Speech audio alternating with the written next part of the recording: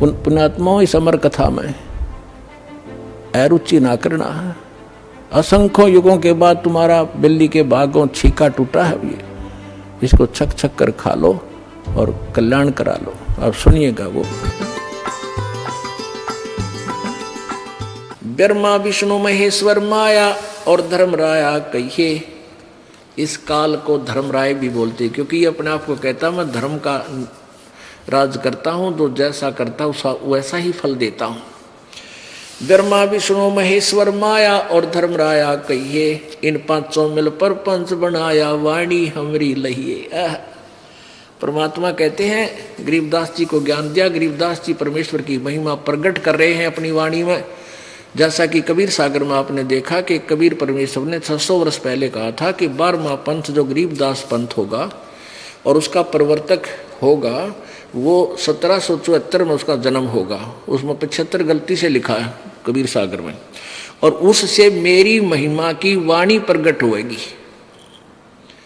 लेकिन वो गरीबदास पंथ वाले भी उस वाणी को नहीं समझ सकेंगे। फिर 12वें पंथ में चल के हम ही आएंगे और फिर उस वाणी को निर्णय करके समझाएंगे। सब पंथों को मिटाकर एक ही पंथ चलाएंगे। तो ये परमेश्वर की महिमा की वाणी गरीबदास जी ने प्रकट की है कि कबीर जी क्या बताना चाहते हैं। क्या बताते हैं कबीर जी, इन पांचों मिल जीव अटकाए, युगन युगन हम आन छुटाए। इन पांचों ने मिलकर तुम्हें यहाँ फंसा रखा है और युग युग प्रत्येक युग में आके हम ही छुड़वाते हैं तुम्हारे को इनसे। सत्य भक्ति करवा के, सच्चा ज्ञान दे के, तुम्हारा विश्वास दृढ़ करा के और सतलोक ले जाते हैं। बंदी छोड़ हमारा नामम, अजर अमर है अस्थिर ठामम। कबीर परमेश्वर कहते हैं बंदी छोड़ है मेरा नाम, यानी बंद छुड़वाने वाले। और हमारा स्थान सतलोक अजर अमर है, वो कभी नष्ट नहीं होता। वो शाश्वतम स्थानम, वो सनातन परम धाम है जो हमारा वास्तविक स्थान है। अब इनकी महिमा क्या बताते हैं। पीर पीर पैगंबर कुतुब ओलिया, सुर नर मुनिजन ज्ञानी, एत्या क्यों तो राह ना पाया, यजम कै बंधे प्राणी। हे बंदी छोड़। अब ये है ये सूक्ष्म वेद। इस सूक्ष्म यानी सच्चिदानंद घन की वाणी, इसके एक श्लोक को अनुवाद करने के लिए पीर पैगंबर कुतुब ओलिया, सुर नर मुनिजन ज्ञानी, इत्याकू तो राह ना पाया, ये काल के बंधे प्राणी। इनको तो तत्व ज्ञान नहीं मिला, ना देवताओं को, ना ऋषियों को, ना महर्षियों को। इनको तत्व ज्ञान प्राप्त नहीं था, इसलिए ये काल की ही डोर से बंधे रहे। परमेश्वर कहते हैं, कबीर जी कहते हैं, सुर नर मुनिजन 33 करोड़ी, बंदे सभी निरंजन डोरी। ये काल की डोर का बंद रहे, इनको यथार्थ ज्ञान नहीं है। और पुण्यात्मा, यहाँ एक बात समस्या आ जाती है कि क्या ब्रह्मा विष्णु महेश और देव ऋषियों ने किसी को ज्ञान नहीं था? हाँ, किसी को ज्ञान नहीं था। अब या फिर कुनीन होगी या अलग उतरा, अलग में उतरे नहीं, हमारे दिमाग में स्वीकार्य नहीं हो, गले नहीं उतरेगी। लेकिन यह उतारेंगे गले, वो गले उतरे अंदर जाए बिना दवाई काम नहीं करे, अगर ऊपर रहेगी तो इसके लिए फिर आपको प्रमाण दिखाना पड़ेगा। पुण्यात्माओं, प्रत्येक सत्संग में, ये सत्संग कहो या लेक्चर कहो या क्लास कहो, ये पीरियड कहो, ये प्रत्येक पीरियड में यहाँ एक सामूहिक सत्संग सतल है। क्या होता है कि जैसे ये 3-4 दिन का हम लगातार इसलिए करते हैं कि एक परिवार में 5-6 सदस्य हैं, तो 2 आ जाते हैं पहले दिन, वो चले जाते हैं सत्संग एक सुनकर, दिन का मान ले। फिर शाम में दूसरे आ जाते हैं, आसपास हैं तो यहाँ आसपास का ऐसा है, और फिर तीसरे आ जाते हैं अगले दिन। तो ऐसे वो अपना 3 दिनों में टर्न वाइज सारे लाभ उठा ले जाते हैं। तो इसलिए दास चाहता है कि रह कर ये रेग मार बार बार मारा जा, ताकि सब का मैल उतर जाए। और जो पुण्यात्मा बार बार सुनते हैं प्रभु की महिमा, चाहे 1,00,000 बार सुन ले तो बार भी आनंद आना चाहिए। यदि आपको आनंद नहीं आ रहा कि तो कल सुनी थी आज भी फिर सुना रहे हैं गुरु जी, तो आप अस्वस्थ है, आप अभी भक्ति योग नहीं हुए हो। जैसे व्यक्ति को बुखार हो जाता, मलेरिया, उसको रोटी भी कड़वी लगती है, मनुखा दाख भी कड़वी लगती है, और उसका इलाज क्या है? कड़वी लग गए हैं तो कुनीन कड़वी खानी पड़ेगी। फिर वो स्वस्थ होगा, और स्वस्थ होने के बाद फिर वो सूखी रोटी भी उसको मीठी लगेगी। ऐसे ही जो व्यक्ति पहली बार सत्संग सुनता है उसको ये ज्ञान अटपटा सा लगता, पर सुनता रहे, फांकी मार इसकी, ना चाहते हुए जैसे गोली, ना चाहते हुए भी गटक जाया करें, ना चाहते हुए सुनते रहना इस ज्ञान को। ये कानों के माध्यम से आपके पेट में जाएगी कुनीन, और फिर साफ कर देगी अंदर से, जिससे आपको कड़ुआपन था। अब दिखाते हैं कि ना ब्रह्मा सुर नर मुनि जन 33 करोड़ी, बंदे सभी निरंजन डोरी, पीर पैगंबर कुतुब ओलिया सुर नर मुनि जन ज्ञानी, एत्या को तो रा ना पाया ये जम कै बंधे प्राणी। ये वाणी परमात्मा की।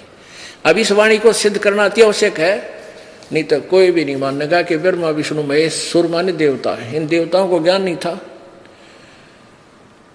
और इन मुनियों को, ब्राह्मणों को कोई ज्ञान नहीं था, ऋषियों को तत्व बिल्कुल भी ABC, ये तो वेद ज्ञान था ही नहीं इनको।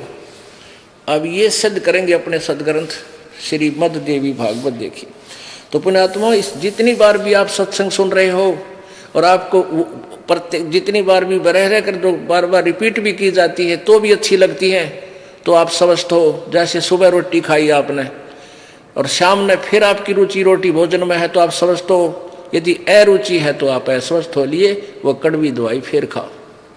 कहने का भाव ये है कि ये मान लिया आपको लगता है गुरु जी ने कल भी दिखाई थी, परसों भी दिखाई थी, ऐसा मन में आता है तो आप अभी अस्वस्थ है, पर फिर सुन इस कड़वी दवाई न खाता ही रहे, अरुचि से भी सुनता रहे, ये रोग ऐसे ही कट जाएगा। फिर आपको चाहे 100 बार सुननी पड़े, 100 बार अच्छी लगेगी। अब देखिएगा श्रीमद् देवी भागवत, गीता प्रेस गोरखपुर से प्रकाशित है।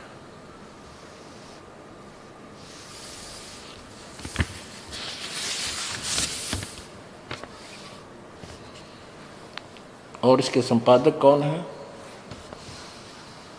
हनुमान प्रसाद पोदार चिमन लाल गोस्वामी। ये कहाँ से छपी है? प्रकाशक मुद्रक गीता प्रेस गोरखपुर, गोविंद भवन कार्यालय कलकत्ता का संस्थान।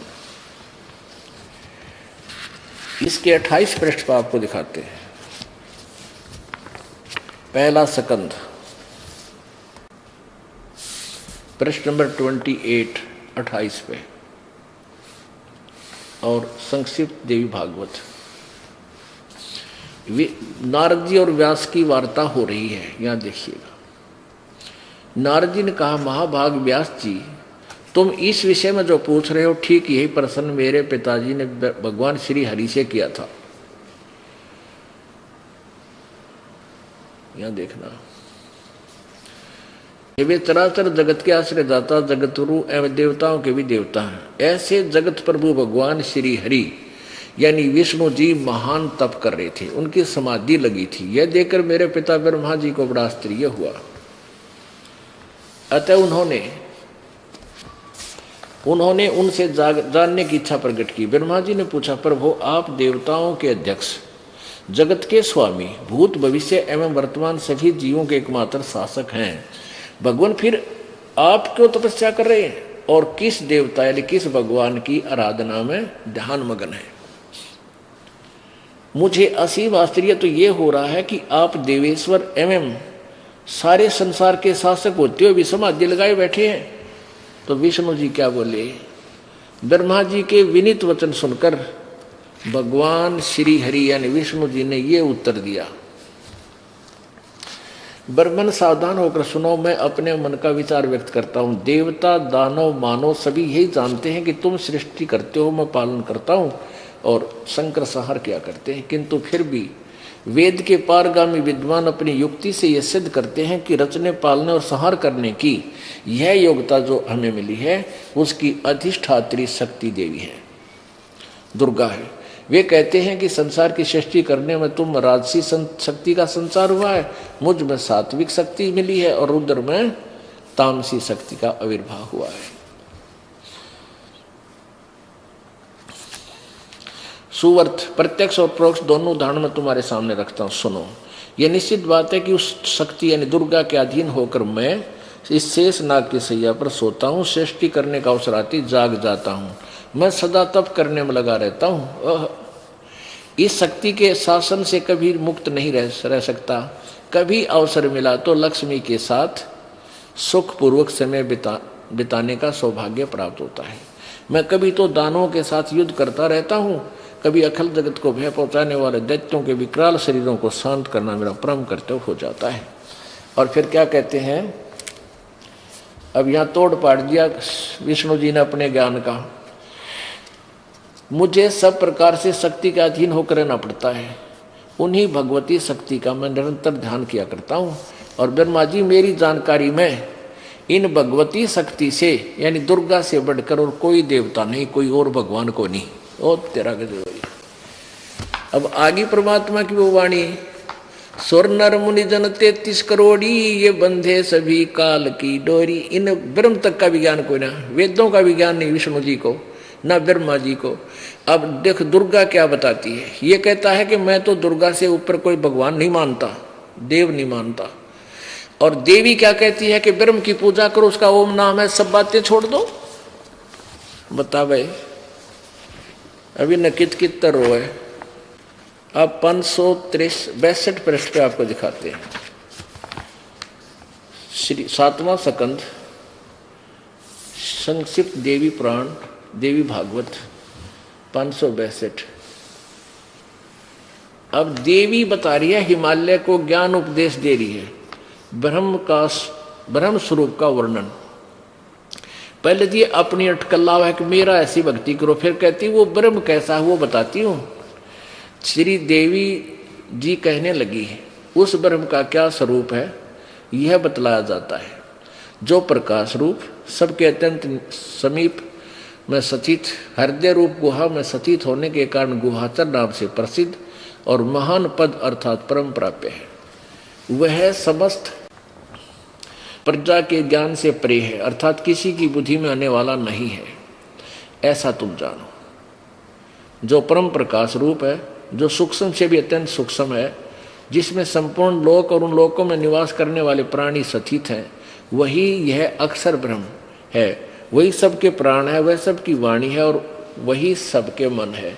यह सब परम सत्य, ये परम सत्य और अमृत अविनाशी तत्व है। सौम्य उस वेदने योग्य लक्ष्य का तुम वेदन करो, मन लगाकर उसमें तन्मय हो जाओ।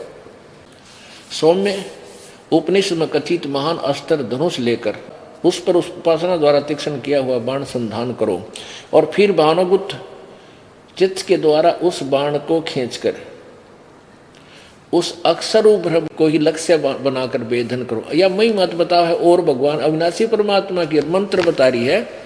ओम परवण माने ओम धनुष है, जीवात्मा बाण है और ब्रह्म को उसका लक्ष्य कहा जाता है। उस एकमात्र ब्रह्म को ही जाने, दूसरी सब बातें छोड़ दे। यानी ना मेरी पूजा करना ना किसी और की, केवल ब्रह्म उपासना करें।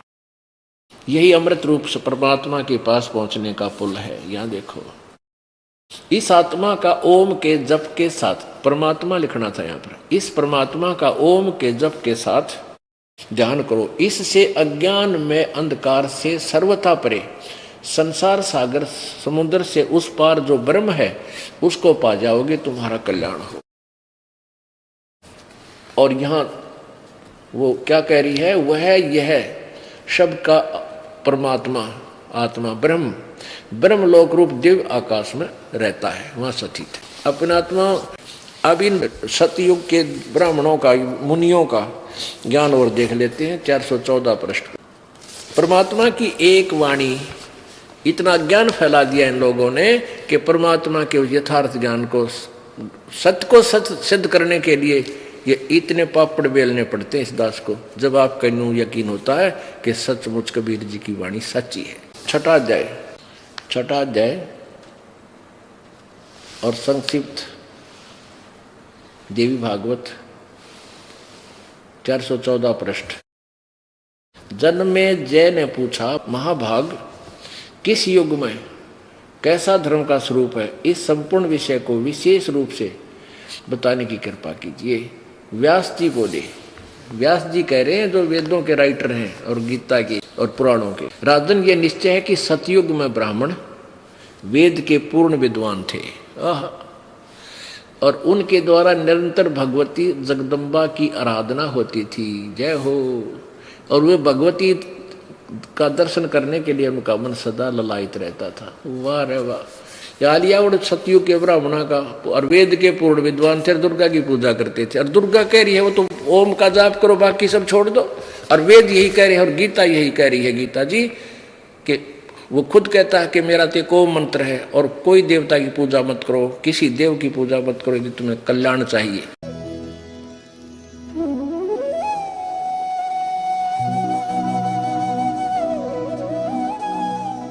अगर आप ये वीडियो YouTube पर देख रहे हैं तो हमारे चैनल को सब्सक्राइब करें और बेल आइकन को दबाना ना भूलें। अगर आप Facebook पर ये वीडियो देख रहे हैं तो हमारे पेज को लाइक करें।